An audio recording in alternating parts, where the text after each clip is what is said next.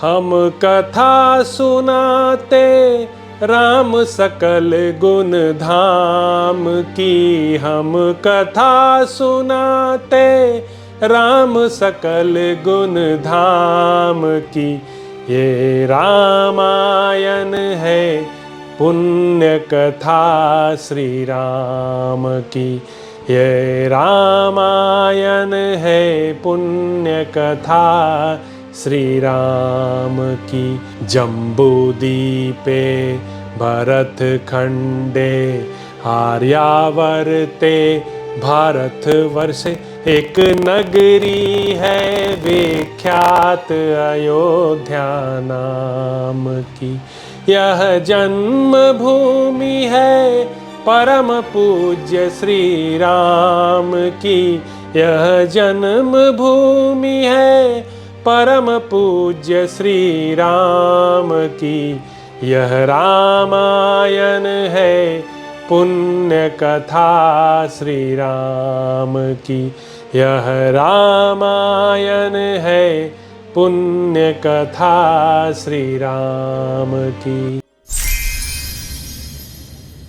श्री सीताराम चंद्राभ्याम नमः।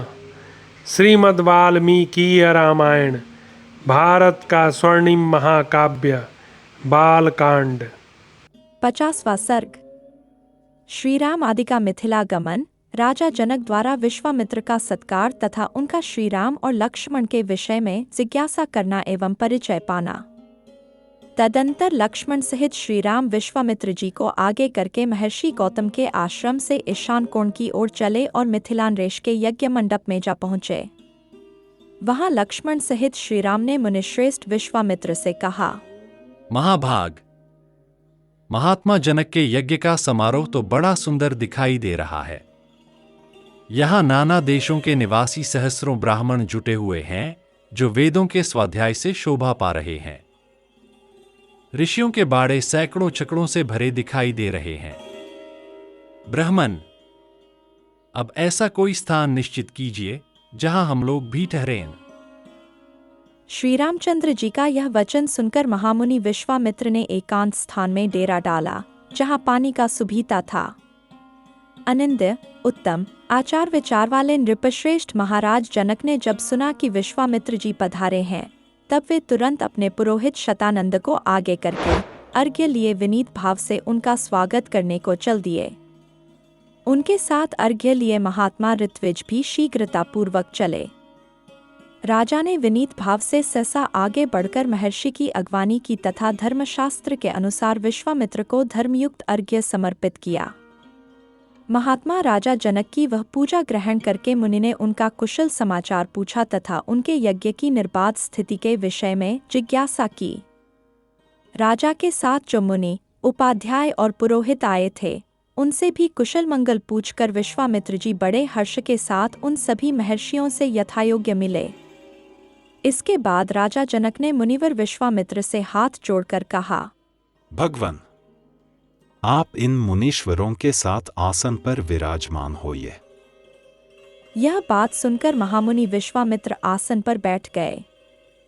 फिर पुरोहित, ऋत्विज तथा मंत्रियों सहित राजा भी सब और यथायोग्य आसनों पर विराजमान हो गए।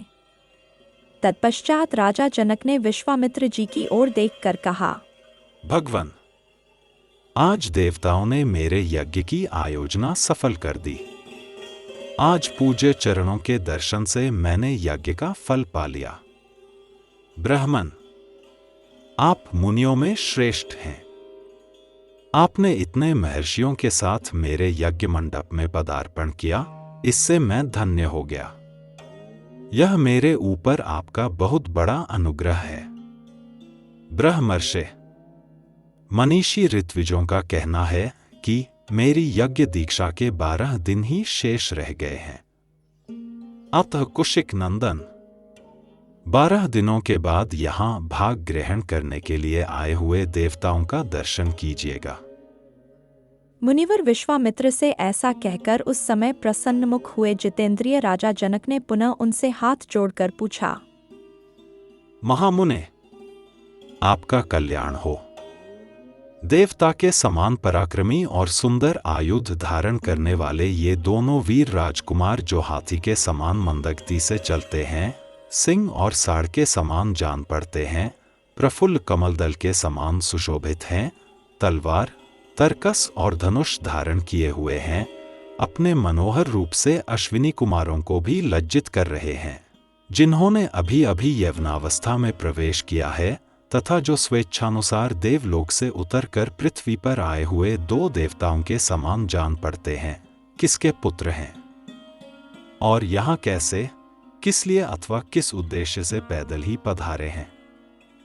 जैसे चंद्रमा और सूर्य आकाश की शोभा बढ़ाते हैं, उसी प्रकार ये अपनी उपस्थिति से इस देश को विभूषित कर रहे हैं। ये दोनों एक दूसरे से बहुत मिलते जुलते हैं। इनके शरीर की ऊंचाई, संकेत और चेष्टाएं प्राय एक सी हैं। मैं इन दोनों काक पक्षधारी वीरों का परिचय एवं वृत्तांत यथार्थ रूप से सुनना चाहता हूं। महात्मा जनक का यह प्रश्न सुनकर अमित आत्मबल से संपन्न विश्वामित्र जी ने कहा, राजन, ये दोनों महाराज दशरथ के पुत्र हैं। इसके बाद उन्होंने उन दोनों के सिद्धाश्रम में निवास, राक्षसों के वध, बिना किसी घबराहट के मिथिला तक आगमन, विशालापुरी के दर्शन, अहल्या के साक्षात्कार तथा महर्षि गौतम के साथ समागम आदि का विस्तार पूर्वक वर्णन किया। फिर अंत में यह भी बताया कि ये आपके यहाँ रखे हुए महान धनुष के संबंध में कुछ जानने की इच्छा से यहाँ तक आए हैं। महात्मा राजा जनक से ये सब बातें निवेदन करके महातेजस्वी महामुनि विश्वामित्र चुप हो गए। 51वां सर्ग। शतानंद के पूछने पर विश्वामित्र का उन्हें श्रीराम के द्वारा अहल्या के उद्धार का समाचार बताना तथा शतानंद द्वारा श्रीराम का अभिनंदन करते हुए विश्वामित्र जी के पूर्व चरित्र का वर्णन। परम बुद्धिमान विश्वामित्र जी की वह बात सुनकर महातेजस्वी महातपस्वी शतानंद जी के शरीर में रोमांच हो आया। वे गौतम के ज्येष्ठ पुत्र थे। तपस्या से उनकी कांति प्रकाशित हो रही थी। वे श्री रामचंद्र जी के दर्शन मात्र से ही बड़े विस्मित हुए। उन दोनों राजकुमारों को सुखपूर्वक बैठे देख शतानंद ने मुनिश्रेष्ठ विश्वामित्र जी से पूछा, मुनिप्रवर, मेरी यशस्विनी माता अहल्या बहुत दिनों से तपस्या कर रही थी। क्या आपने राजकुमार श्री राम को उनका दर्शन कराया? क्या मेरी महातेजस्विनी एवं यशस्विनी माता अहल्या ने वन में होने वाले फल फूल आदि समस्त देहधारियों के लिए पूजनीय श्री रामचंद्र जी का पूजन, आदर सत्कार किया था? महातेजस्वी मुने, क्या आपने श्री राम से वह प्राचीन वृत्तांत कहा था जो मेरी माता के प्रति देवराज इंद्र द्वारा किए गए छलकपट एवं दुराचार द्वारा घटित हुआ था? मुनिश्रेष्ठ कौशिक, आपका कल्याण हो। क्या श्री रामचंद्र जी के दर्शन आदि के प्रभाव से मेरी माता शापमुक्त हो पिताजी से जा मिली? कुशिक नंदन, क्या मेरे पिता ने श्री राम का पूजन किया था? क्या उन महात्मा की पूजा ग्रहण करके ये महातेजस्वी श्री राम यहां पधारे हैं? विश्वामित्र जी, क्या यहां आकर मेरे माता पिता द्वारा सम्मानित हुए श्री राम ने मेरे पूज्य पिता का शांत चित्त से अभिवादन किया था? शतानंद का यह प्रश्न सुनकर बोलने की कला जानने वाले महामुनि विश्वामित्र ने बातचीत करने में कुशल शतानंद को इस प्रकार उत्तर दिया। मुनिश्रेष्ठ, मैंने कुछ उठा नहीं रखा है। मेरा जो कर्तव्य था उसे मैंने पूरा किया। महर्षि गौतम से उनकी पत्नी अहल्या उसी प्रकार जा मिली हैं, जैसे भृगुवंशी जमदग्नि से रेणुका मिली है। बुद्धिमान विश्वामित्र की यह बात सुनकर महातेजस्वी शतानंद ने श्री रामचंद्र जी से यह बात कही। नरश्रेष्ठ, आपका स्वागत है। रघुनंदन, मेरा अहोभाग्य जो आपने किसी से पराजित न होने वाले महर्षि विश्वामित्र को आगे करके यहाँ तक पधारने का कष्ट उठाया। महर्षि विश्वामित्र के कर्म अचिंत्य हैं। ये तपस्या से ब्रह्मर्षि पद को प्राप्त हुए हैं। इनकी कांति असीम है और ये महातेजस्वी हैं। मैं इनको जानता हूं। ये जगत के परम आश्रय, हितैषी हैं।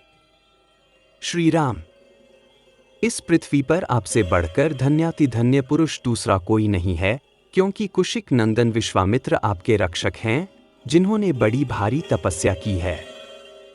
मैं महात्मा कौशिक के बल और स्वरूप का यथार्थ वर्णन करता हूं। आप ध्यान देकर मुझसे यह सब सुनिए।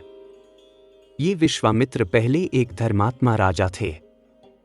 इन्होंने शत्रुओं के दमन पूर्वक दीर्घकाल तक राज्य किया था। ये धर्मज्ञ और विद्वान होने के साथ ही प्रजावर्ग के हितसाधन में तत्पर रहते थे। प्राचीन काल में कुश नाम से प्रसिद्ध एक राजा हो गए हैं। वे प्रजापति के बलवान पुत्र का नाम कुशनाभ हुआ। वह बड़ा ही धर्मात्मा था। कुशनाभ के पुत्र गाधी नाम से विख्यात थे। उन्हीं गाधी के महातेजस्वी पुत्र ये महामुनि विश्वामित्र हैं। महातेजस्वी राजा विश्वामित्र ने कई हजार वर्षों तक इस पृथ्वी का पालन तथा राज्य का शासन किया। एक समय की बात है, महातेजस्वी राजा विश्वामित्र सेना एकत्र करके एक अक्षौहिणी सेना के साथ पृथ्वी पर विचरने लगे। वे अनेकानेक नगरों, राष्ट्रों, नदियों, बड़े बड़े पर्वतों और आश्रमों में क्रमशः विचरते हुए महर्षि वशिष्ठ के आश्रम पर आ पहुंचे, जो नाना प्रकार के फूलों, लताओं और वृक्षों से शोभा पा रहा था। नाना प्रकार के मृग, वन्य पशु वहां सब ओर फैले हुए थे तथा सिद्ध और चारण उस आश्रम में निवास करते थे। देवता, दानव, गंधर्व और किन्नर उसकी शोभा बढ़ाते थे। शांत मृग वहां भरे रहते थे। बहुत से ब्राह्मणों, ब्रह्मर्षियों और देवर्षियों के समुदाय उसका सेवन करते थे। तपस्या से सिद्ध हुए अग्नि के समान तेजस्वी महात्मा तथा ब्रह्मा के समान महामहिम महात्मा सदा उस आश्रम में भरे रहते थे। उनमें से कोई जल पीकर रहता था तो कोई हवा पीकर, कितने ही महात्मा फल मूल खाकर अथवा सूखे पत्ते चबाकर रहते थे। राग आदि दोषों को जीतकर मन और इंद्रियों पर काबू रखने वाले बहुत से ऋषि जप होम में लगे रहते थे। वाल्खिल्य मुनिगण तथा अन्यान्य वैखानस महात्मा सब ओर से उस आश्रम की शोभा बढ़ाते थे। इन सब विशेषताओं के कारण महर्षि वशिष्ठ का वह आश्रम दूसरे ब्रह्मलोक के समान जान पड़ता था। विजयी वीरों में श्रेष्ठ महाबली विश्वामित्र ने उसका दर्शन किया। इस प्रकार श्री वाल्मीकि निर्मित आश्रामायण आदि काव्य के बालकांड में 51वां सर्ग पूरा हुआ। हम कथा सुनाते राम सकल गुण धाम की, हम कथा सुनाते राम सकल गुण धाम की। ये रामायण है पुण्य कथा श्री राम की। ये रामायण है पुण्य कथा श्री राम की। जम्बूदीपे भरत खंडे आर्यावर्ते भारत वर्षे, एक नगरी है विख्यात अयोध्या नाम की। यह जन्म भूमि है परम पूज्य श्री राम की। यह जन्म भूमि है परम पूज्य श्री राम की। यह रामायण है पुण्य कथा श्री राम की। यह रामायण है पुण्य कथा श्री राम की।